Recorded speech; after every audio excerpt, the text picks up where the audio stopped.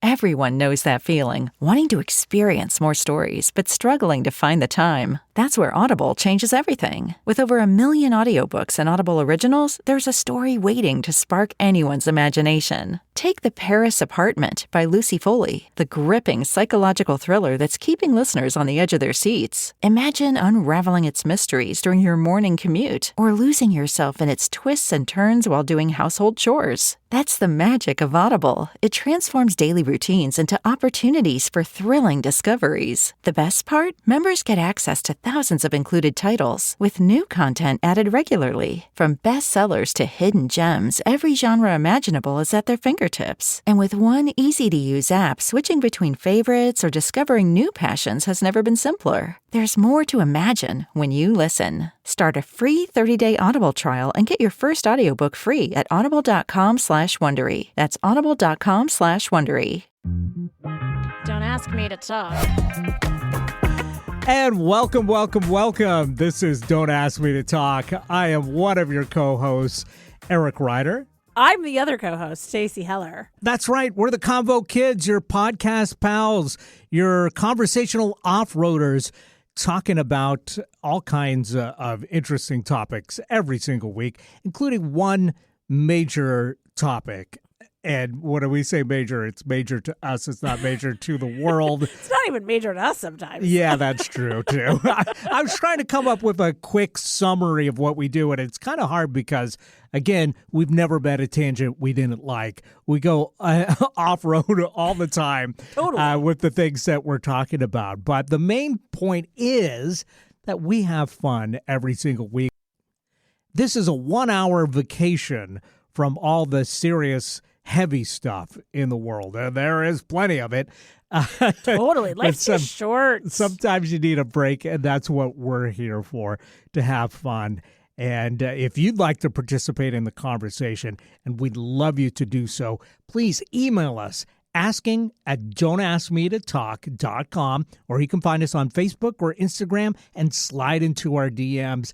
We'd love to hear from you. Of course, you can also text us or leave us a voicemail. How would they do that, Stacey? Well, you pick up your phone and you text or press the buttons 475-999-2726. Again, I'll say it again. Write it down. Get your pencil. 475-999-2726. And you leave us a voicemail and you tell us how much you love us and what it is that you have an opinion on or what you have a suggestion for, or you text that and leave the same. And we would just like to hear from you. Absolutely. And you can also leave us reviews on Apple Podcasts or Spotify, or if the platform that you listen to the show on has a review section, please, 5 stars or above. We definitely appreciate it because it helps us quite a bit. It helps get the podcast out there to other folks, and we need to grow this thing. And I'm a words of affirmation girl. So, I just need to hear. And by the way, 5 stars or above, and we will read that review on the air. Haven't checked in a while, so I don't know if we have any. But, hey, why don't we do that live right now? We'll just see. It'll be really quick, I fear. It's entirely possible, because I've noticed that we do have a lot of people leaving nice reviews, but they don't write out a review. I know that takes some time. We've got several ratings, but only our good friend A Nano Miss, who we talked about on the show before, has taken the time to write out a few sentences. So we appreciate them.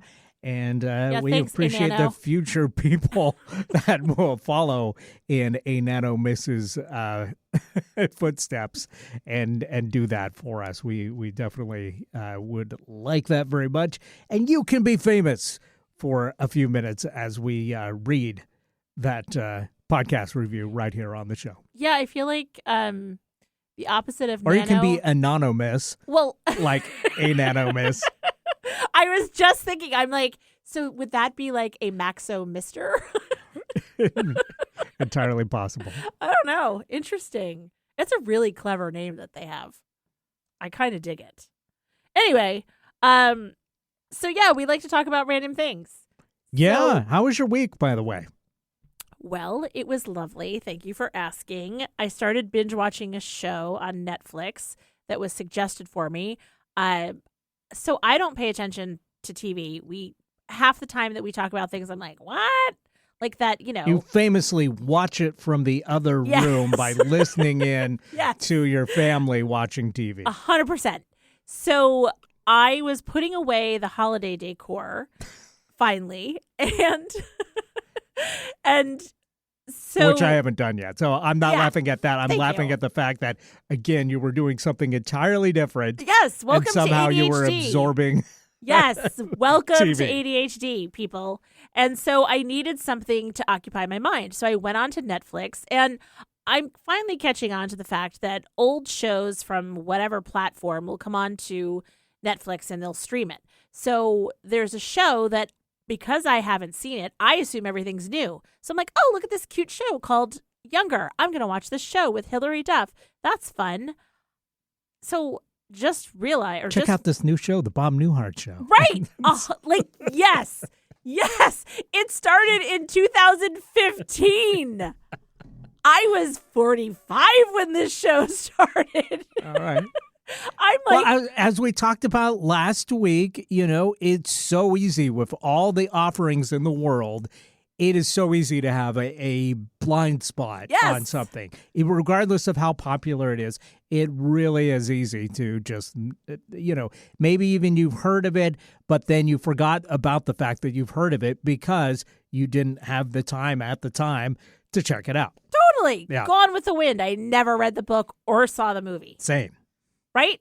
So I know that you've done some things to rectify that. You've seen some movies that you're like, you know what? I really should probably see this. There's so many references to it. At least for the culture of it, I should see it. Exactly. Yeah, that's one of my ongoing projects is to cross off cultural blind spots in my life. Is that an intention? It's entirely possible. Oh my God. It also could be a goal. What? One could even argue a resolution? Or an ongoing project. Wow. Okay. Anyway, so Younger. And so I now know because... Is this like Thinner where like somebody is cursed by... No, that's Alice in Wonderland. Younger, thinner, bigger, taller, whatever. Okay. No, I'm kidding. No, this one is like a woman is going... end up a baby at the end of this? I don't think there's no, a baby. Spoiler, sorry. I'm like, wait, what? No, if they got the curse, like the thinner curse, they just keep getting thinner, and in this case, they would just keep getting younger. It's like a Benjamin Button kind of thing. Yes, which was written by somebody famous. Will you look that up while I'm randomly talking about something so I can vamp? Thinner or Benjamin Button? Because Thinner was a Stephen King thing, I think. Yeah, and I'm not thinking of that. I'm thinking of Benjamin Button, and it was like somebody that I was like, what? This is weird. Like Edgar Allan Poe or something. Like a random person that I wouldn't have expected it to be by. Are you looking it up? Directed by David Fincher, storyline by Eric Roth and Robert Swicord, loosely based on the 1922 short story by Edgar Allan Poe. No. Who? F. Scott Fitzgerald. F. Scott Fitzgerald. See, I knew. Well, I knew it was somebody random. Anyway. Remember a couple episodes back we were talking about reading more books, and your goal is to read one, and I was like, I'm going to try to read 12. Get one in this year. Because last year, somehow, I didn't read a single book. Yes, well, time's a ticking, mister. And so... I still got a few months. So while I was putting in all the books that I ever read in high school, like The Great Gatsby, I realized I had read some other F. Scott Fitzgerald books and was like, holy cow, like Benjamin Button, and then realized that. But for a second, thought it was Edgar Allan Poe, because that seems just as obscure. You know what's funny? Right up to this minute, I thought it was Benjamin Buttons. That's Benjamin Button. Only seeing it now in front of me in text do I realize that, yes, indeed, it's the curious case of Benjamin Button. It's always been Benjamin Buttons in my brain for some reason. I don't know why. That's weird. Yeah. not plural. Okay, well, see, again, edutainment. You're welcome. So back to younger, because I'm not getting any. The show, the premise is a woman who's 40 is divorcing her no good, cheating, gambling husband, and she's trying to go back into the work world.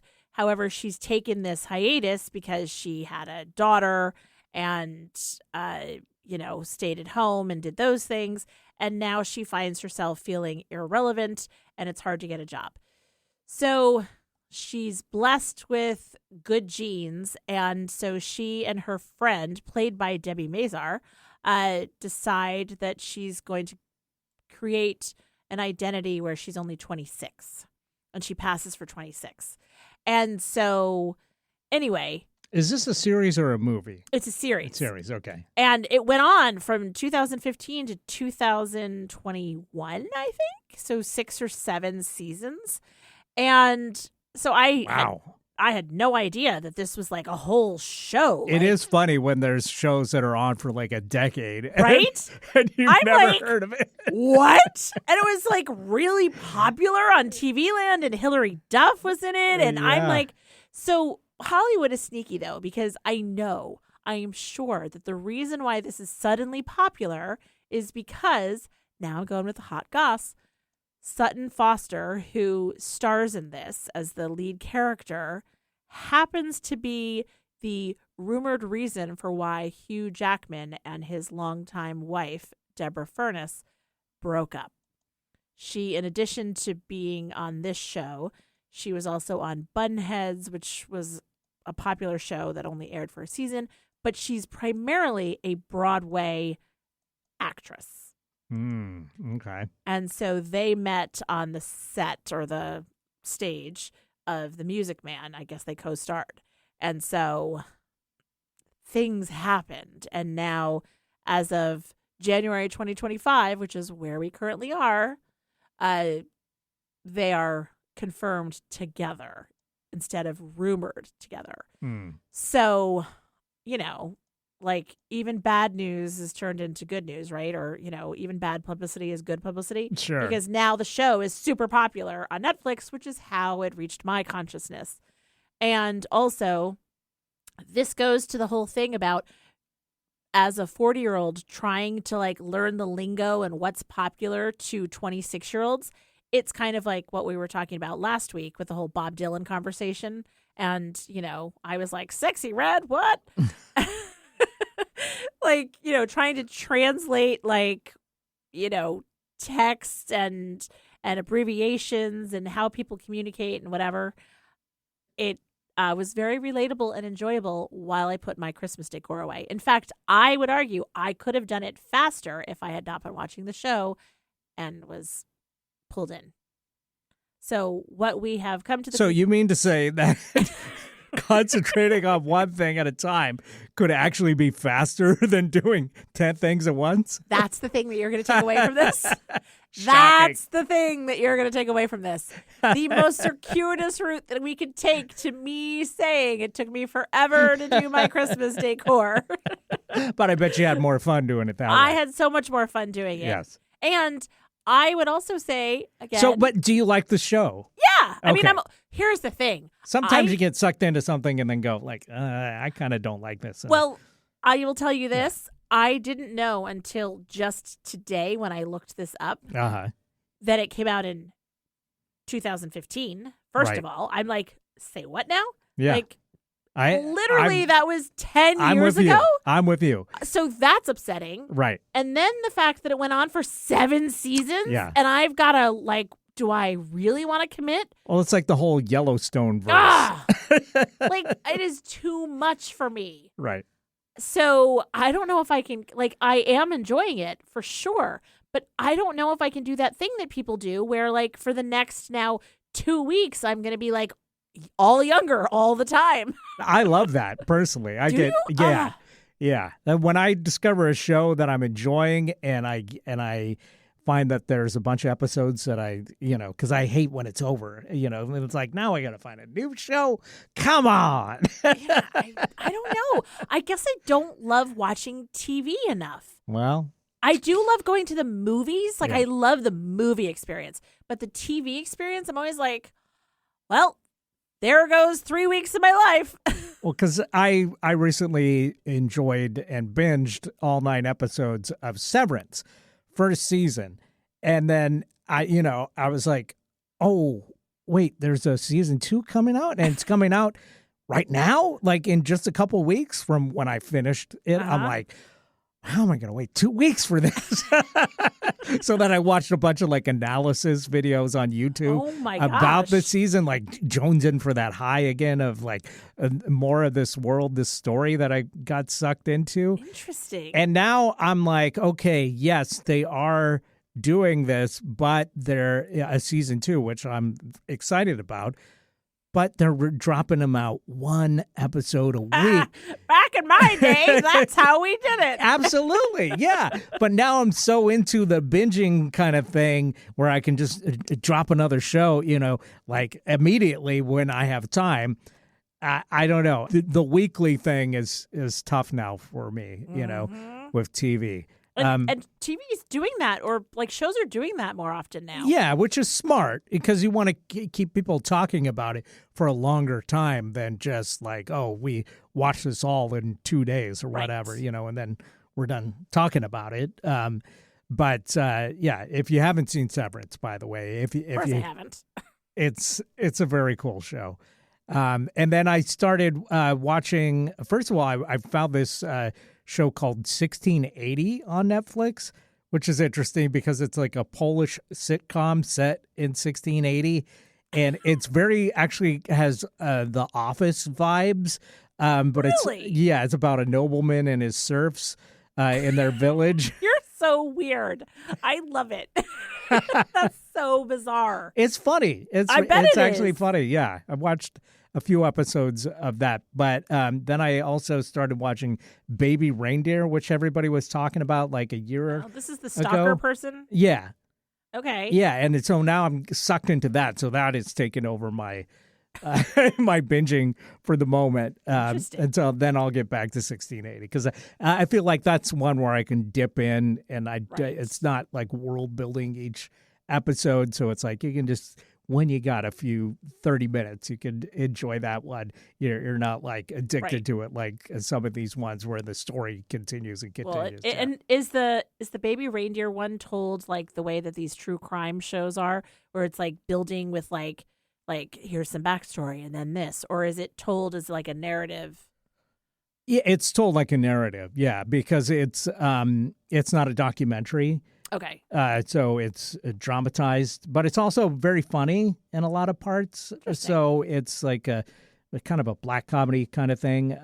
So yeah, I recommend it if you haven't seen it. But I kind of feel like, if I was the young person that you talked to last week, just discovering Bob Dylan, where has this been? I didn't have Netflix all of last year, so then I got it, and now it's like, oh, I better catch up on these shows that everybody's been talking about. Mm-hmm. But now I feel like kind of weird, like bringing it up after everybody stopped talking about it like 6-7 months ago. Well, I'm the perfect person. Yeah, which is why I love doing this show with you, which is also why I could bring out, my review of a James Bond movie from 1967, which I also watched. Which one is this one? You Only Live Twice. Watched that this last weekend. Who was in this one? Sean Connery as James Bond. So he was the 60s James Bond. Yeah, he did 5 or 6 in a row, and then he quit. And then they got George Lazenby in for the next one after this. But this was like maybe peak Sean Connery as James Bond in this one. And it's who are the villains? Funny. Well, it's this guy Blofeld from Spectre. But it's funny because we have all these ideas about like the James Bond franchise, like the cliches of it, and I swear they 90% come from this movie, because like the villain has a volcano, a layer that they've got trope one. Yeah, check. He's bald. He strokes a kitty. At one point, the kitty's really upset by the explosions. Oh and I my swear this cat is going to claw Blofield's face off, which he has a suspicious scar across his face. So I kind of figured, like, that cat is responsible. That's the origin story. That's the origin story. Yes, and he's constantly trying to placate the Yeah, kitty. exactly. Yeah. Oh my gosh. His arch nemesis is actually his cat. Oh my God. The story for this movie makes no sense whatsoever. Like, in the beginning, they kill James Bond off.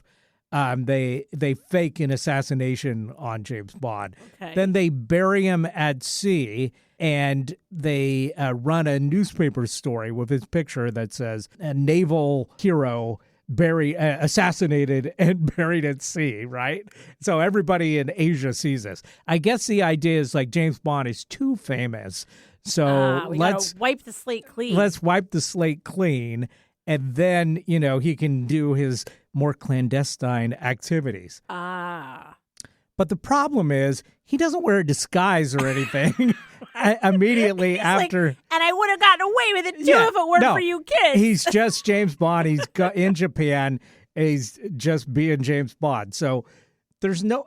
I feel like more people would know him at this point after seeing that newspaper article. That's the guy. That's the guy that. Hey, isn't he dead? Died. Wasn't he buried at sea? Exactly. And the other thing is, when they throw his body into the water, he's like wrapped up like a mummy, and he's got like a scuba apparatus inside the wrap up.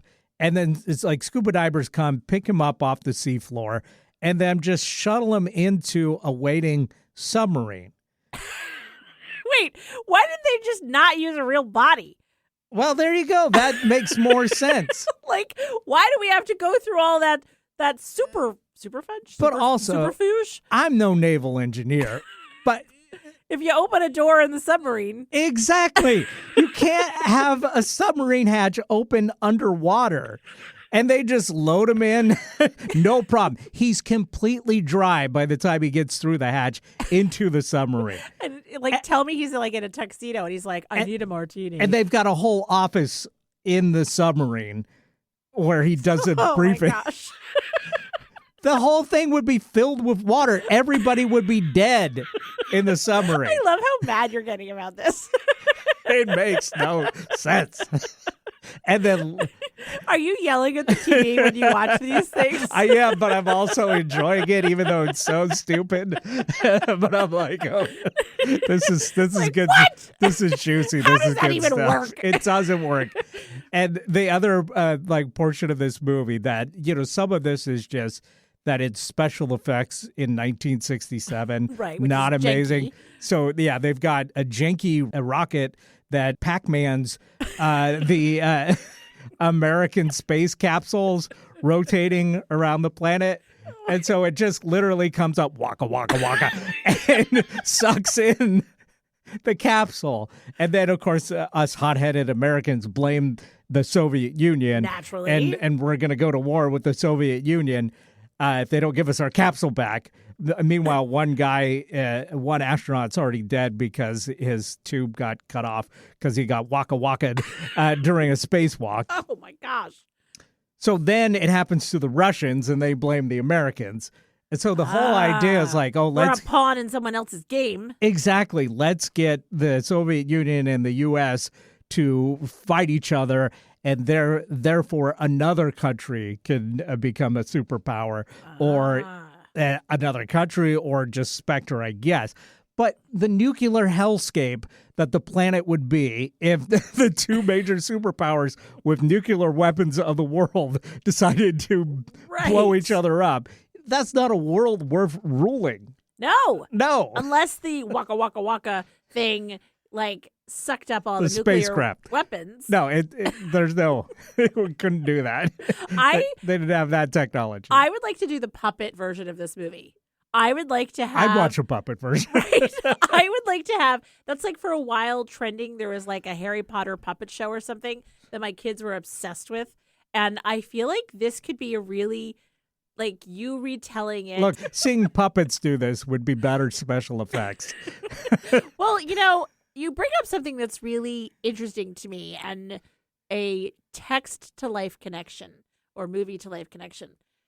In spacecraft, how do you go from like one to the other and transfer through the thing? Like there's pressurized walls or something that you go through? Like if you're transferring from one space capsule there's to an airlock. Oh, okay. Because I'm always like, that just seems weird to me. Like, but I guess you have to go through like separate chambers and stuff. Yeah, But exactly. that wouldn't work on a submarine. No. Like, there's no way that you could do that. No. Like, you can't just, like, yeah. You can't open a hatch. This is like Underwater. this is like the old joke of a submarine with a screen door. It just does not work. No. Not even a little bit. No. I mean. It's so silly. Yeah. But the other silly thing is, and I know people are rapidly losing interest, so I'll keep this quick. But there's a part in this where he goes undercover as a Japanese fisherman. But first, he's got to do ninja training. So, Stop. No, for real. So they go, okay, we're going to make you Japanese. But they make him Japanese 2 days before he goes undercover. So he's in full Japanese style makeover before while he's doing racist, by the way?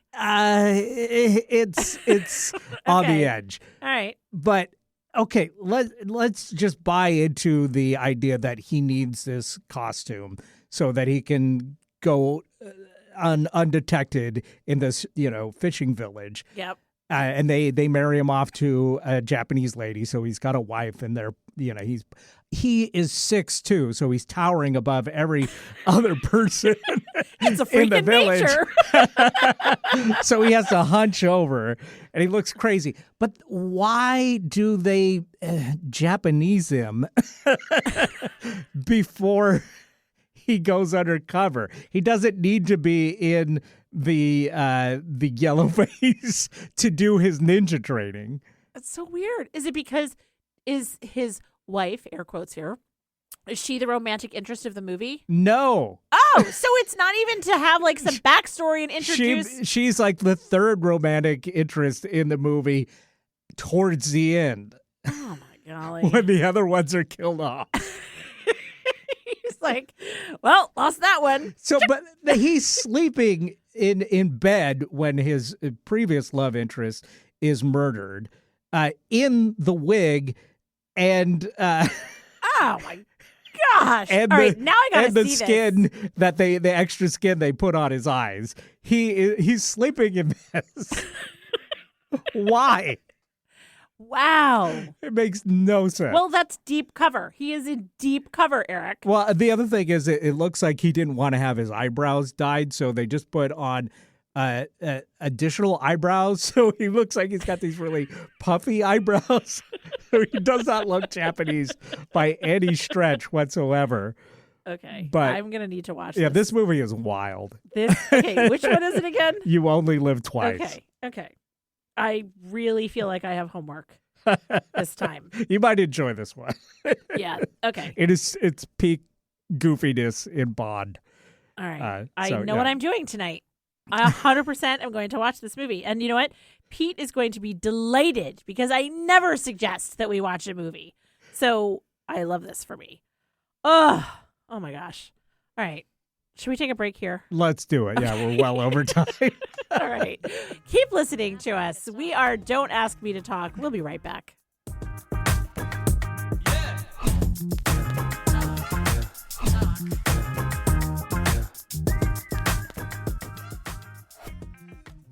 Hey, I'm Stacey Heller. I'm one of your podcast pals, along with Eric Ryder from Don't Ask Me to Talk. Are you liking what you're listening to? Awesome. We would love if you would follow us on social media. We're on Facebook and Instagram as Don't Ask Me to Talk. We also are wherever you find your favorite podcast. You can follow us, subscribe, like, rate, whatever it is that you do. You can also email us. That's asking@don'taskmetotalk.com.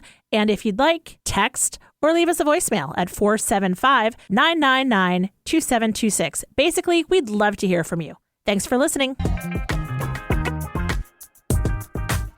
And we're back right here on Don't Ask Me to Talk. I'm Eric Ryder. I'm Stacey Heller. We are your podcast pals. We're back at it.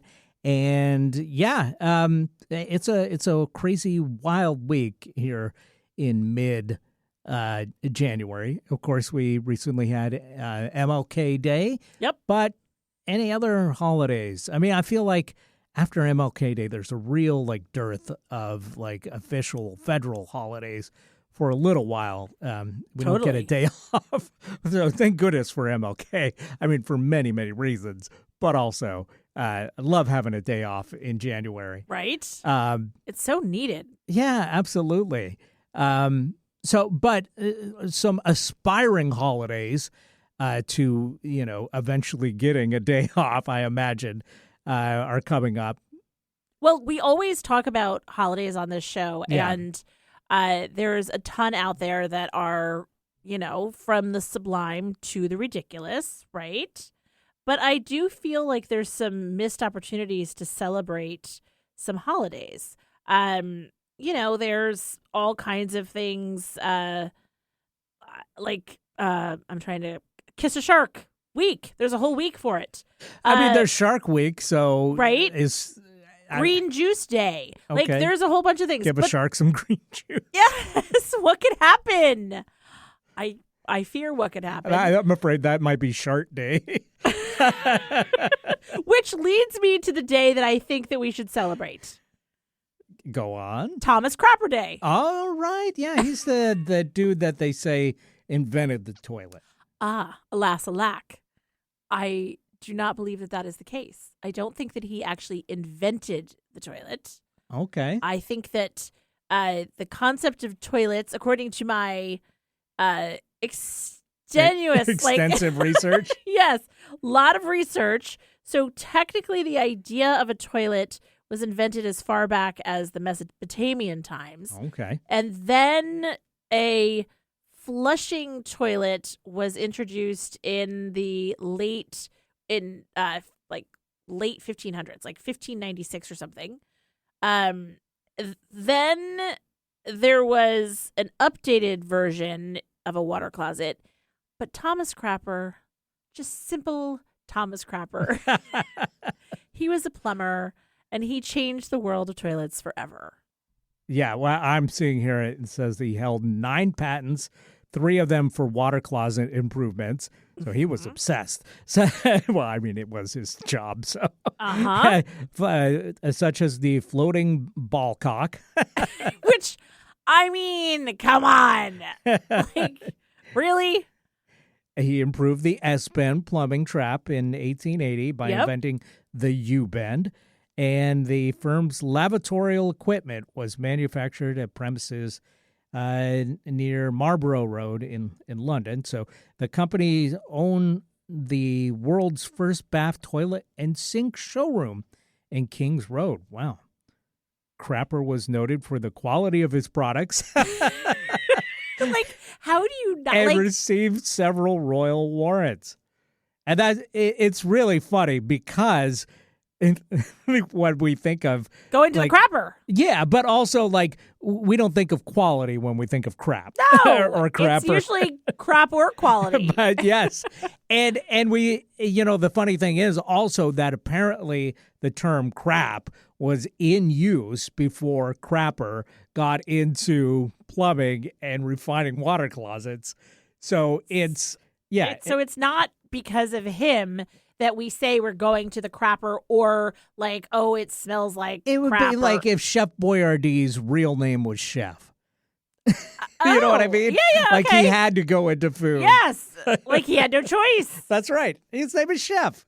Or if Judge Reinhold actually got appointed to the Supreme Court, which I kind of think could possibly happen in this new world that we live in. Right? But I mean, honestly, there could be worse. Sure. It's funny because a lot of people think, well, that slang term comes from the fact that John Crapper refined the toilet. Yeah, it's Thomas Crapper. Thomas Crapper. I mean, come on. I'm conflating the terms. Yeah, going to the John. Okay. Where does that come from? Where does that come from? I don't know. Why don't we call it going to the Tom? Yeah. I mean, if it could be going to the John, then it should be going to use the Thomas. I mean, so I'm going to say that I feel like we should get behind some of these random holidays.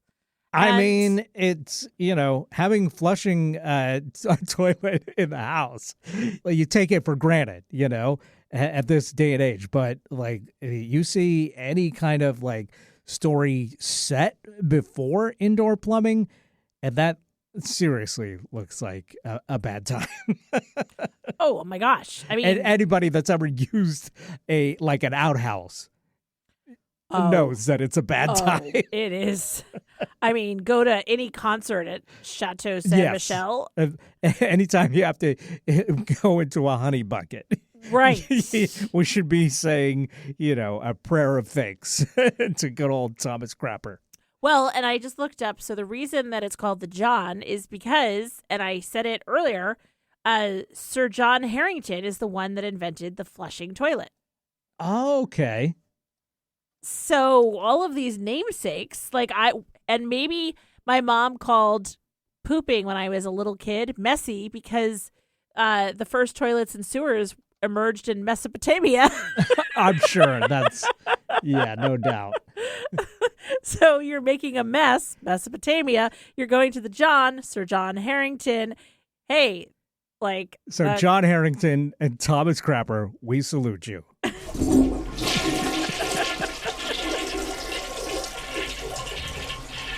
Perfect. Oh my gosh. Don't let that be a metaphor for your legacy because it lives on. Yeah. Oh my. Right. I should be so lucky. That's right. Oh my gosh. You know what? We should take a break so we can dive into today's exciting topic, which is Posters. college posters. College posters, Yeah. and sort of like early decor. But we'll get into my why when we come back. Don't ask me Stay to talk. tuned.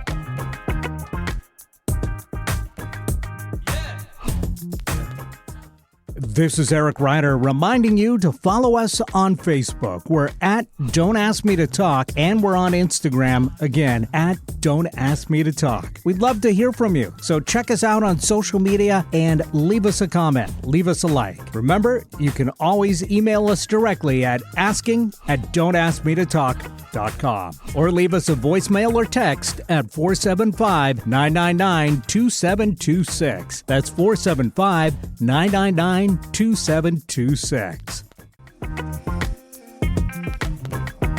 And we're back right here on Don't Ask Me to Talk. And this is the time of the show where we talk about the topic, today's top topics, as selected by the Wheel O topic, which selects our topic randomly, but the topics that are included on the wheel come from the twisted mind of Stacey Heller. That's me. I am not so random. Yeah. So, college posters. What were you thinking? All right. So this one has been on the wheel for a while, but we just haven't landed on it. And it was inspired by our youngest son, Charlie. He goes to college locally in Seattle, and he lives in dorm housing. And he was talking about like his the decor for his walls and like what the vibe is.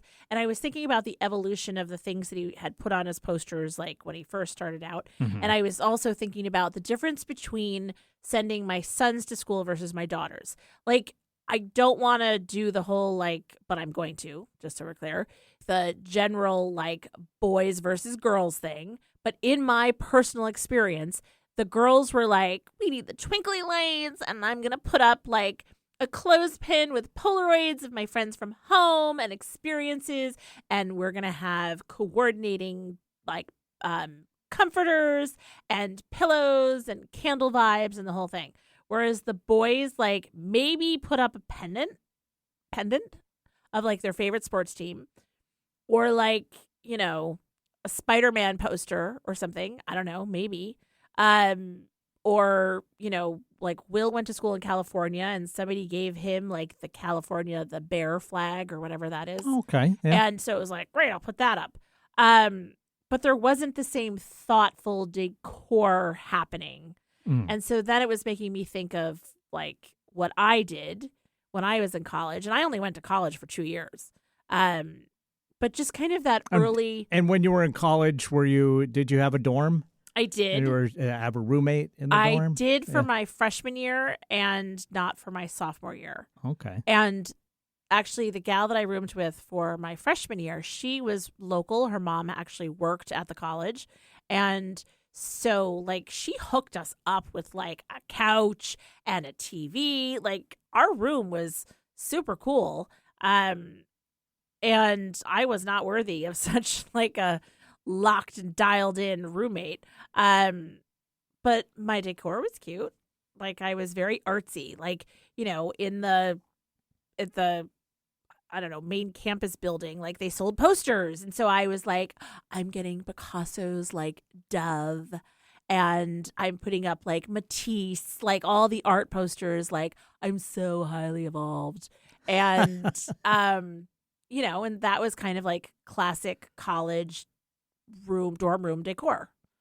So it just made me I was thinking about like posters and, you know, it's usually the college dorm experience, but then also, like, as a kid, did you get to decorate your room? Did you put posters up in your room? I wasn't allowed to.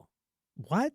Yeah, I only had 1 year that I was able to really do that, and that's because we rented a house and my mom let me put posters up when I was in 8th grade. But other than that, my room was like decorated and I could put art up, but it was like framed art. I couldn't like tack a poster up on the wall. Wow. Yeah, it was really rough growing up the way that I did. I'm like Gloria Vanderbilt. I'm like the poor little rich girl. the gilded cage. Yes, I was in a very gilded cage. So that was kind of a bummer for me. So college Sure. was like my big moment to actually be able to put posters up on the wall. Okay. Yeah. So- And so what posters did you hang up? You mentioned the Dove one. Yeah, I mean, definitely those. And then I was an art history major for like the minute that I was in college. And so then I would get posters from museums all over the place. And I created like a border around the wall of my room and found like, you know, I started to get a little bit more funky in the art posters that I would put up, and Funky. totally funky, and had more fun with it. And, you know, the requisite like blanket that went up on the wall and those kinds of things. But I've so evolved from that. But that 1 year in 8th grade, I was putting up posters. That was my big Duran Duran year. So there was a lot going on with like Duran Duran and more like pop culture, like icons for me. You know, cute boys. I always find it interesting in movies, like when they show like the teenager's room and then the like collection of posters and random stuff hanging on their walls and stuff. And sometimes it's just like, oh, they're a music fan, but they like mix the genres all over the map. So it's like you got, you know, Duran Duran up on one wall, but Sex Pistols, Metallica on the other. Right. You know, it's like, yeah, maybe, but probably not. Probably not. Unless yeah. it's like twin Like, what siblings. are you telling us about this character? Or they're like into like indie groups, but they're like total like cheerleaders or whatever at school, and it's like, yeah, no, probably not. No. Not. So yeah. So like, what did you have on your walls? Well, I remember early in the high school years, I finally was able to pick up some posters. I never had the rule that I couldn't hang up posters, but I didn't have poster money Yeah. Well, until 9th grade, you know. Sure. So I remember I had like a church lady poster. Dana Carvey. Dana Carvey as the church lady. Oh my gosh. Poster hanging up. That tracks. And I'm trying to remember what else, because there was a time period where it was like definitely like goofy stuff like that. And then I got really into music. So then my posters all became like rock bands that I liked. The Smiths. So I had the Smiths hanging up. I think I had the Cure, and I don't know who else.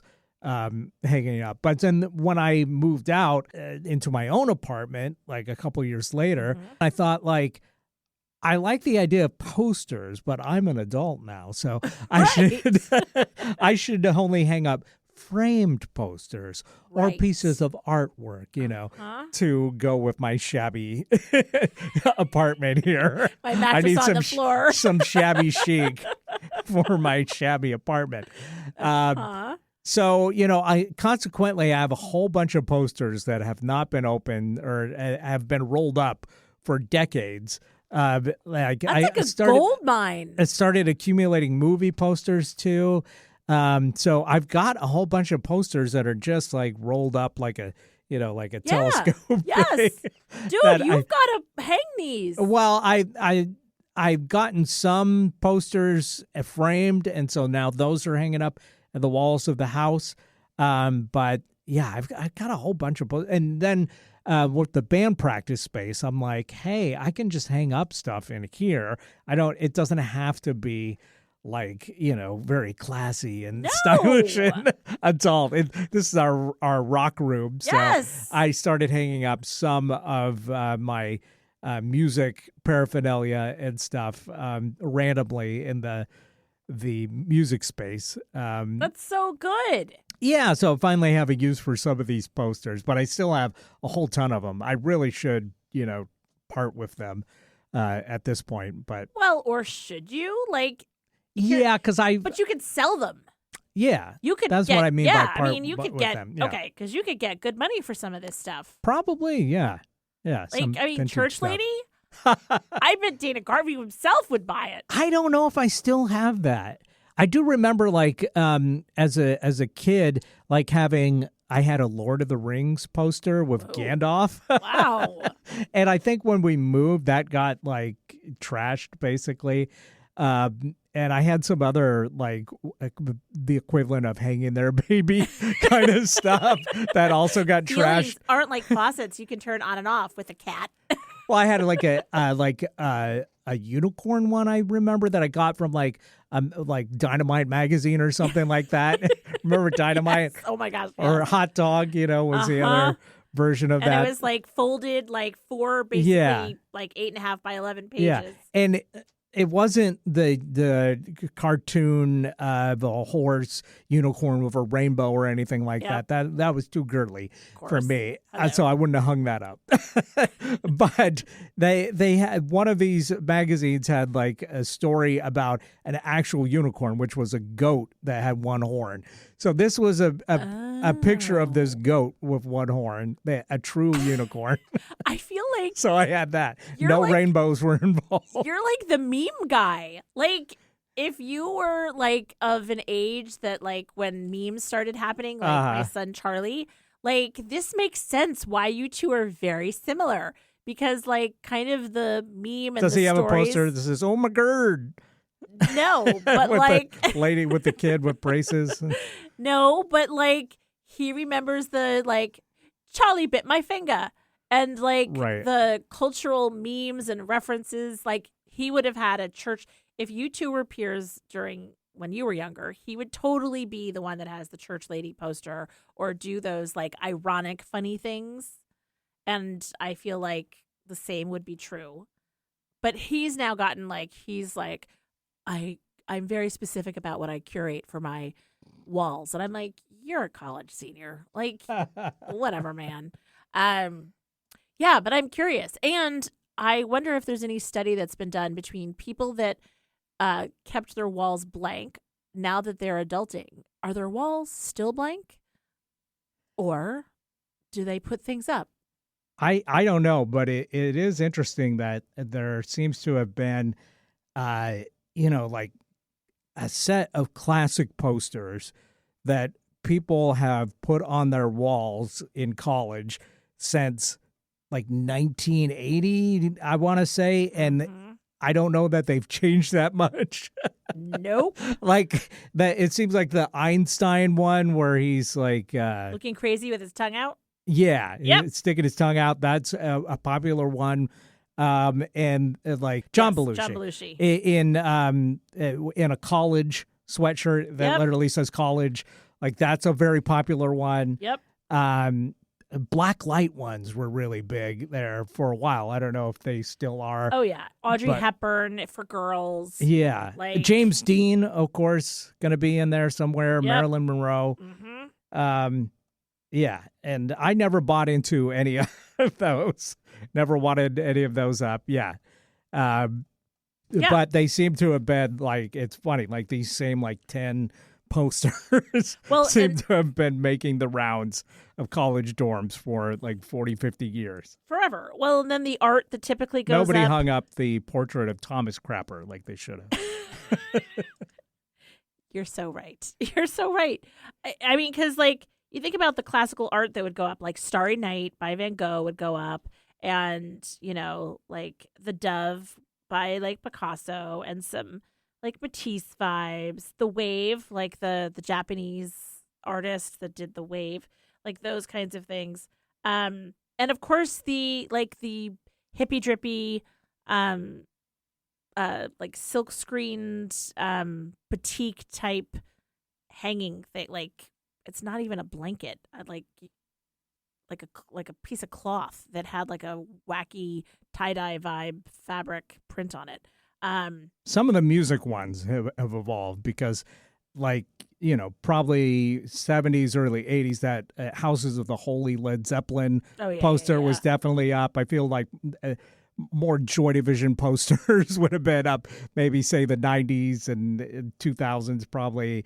I'm sure there's still kids rocking the Led Zeppelin posters. Oh, for sure. Definitely, I feel like the Nixon meeting Elvis would have been a popular poster at one point too. Of course, the Pink Floyd Dark Side of the Moon thing. Yep. Yeah, and any like classical figure smoking weed Right. would have been something that also would have been like the Mona Lisa, for instance, that would have been popular. Oh yeah, big time. The Pulp Fiction, I The feel dancing. Well, Like, the movie poster itself, I think, was a yeah. popular one. I mean, it's kind of interesting, and it's funny because I totally would decorate my dorm room. But you're And- right in that. I'm sorry to interrupt, but No. I just had a thought that these were pre-meme memes.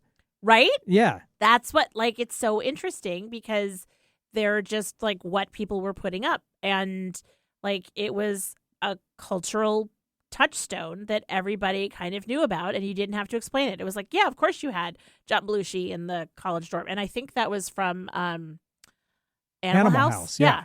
And so like everybody knew what that was and what that was about, and I mean that's meme culture has been alive for a really long time. We just didn't really have a name for it. right.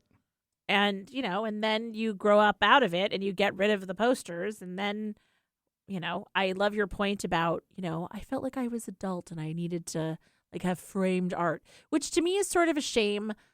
Like, just put something up on your walls and have fun. Don't be too uptight about it. Like, whatever, man. Well, I tell you, looking at the thumbtacks in the wall is what Well, yes. bothered me. Seeing the plastic, Yeah. blue and yellow or But whatever. you can get clear ones now. Yeah, yes, you can. Yeah. And that no diss on that, but it was just like an aesthetic thing that bugged me where I said, I really want to preserve these posters and make them look attractive hanging on my wall. It wasn't a judgment on the posters themselves, but still, I don't think I would hang too much of the music stuff in my living room now. You know what I mean? Yeah. And No, so, probably not. But, I love the fact that you still have some of those posters. I do not. And I have bought posters from museums since that time and had them framed. And like early on in our marriage, Pete and I, we would totally hang up things like that and get them framed because it was actually art that was like approachable in terms of the price tag. Like, God love a poster. yeah. So anyway, all right. Well, I was just curious, like, what's the aesthetic? What are the posters that you put up? What are posters, hey, listener, that you put up? I'd love to hear what you put up on your walls. And, what were the college, I'm doing air quotes, memes that you had what's the church lady vibe that you had going on that everybody had? You can let us know if you email us at asking@don'taskmetotalk.com. Or, of course, you can text us or leave a voicemail. It's really easy to do. All you have to do is dial 475-999-2726. We would love to hear from you. Or email us asking@don'taskmetotalk.com or slide into our DMs on Facebook or Instagram. Now let's find out what we're talking about next week. Woohoo! All right, I'm ready.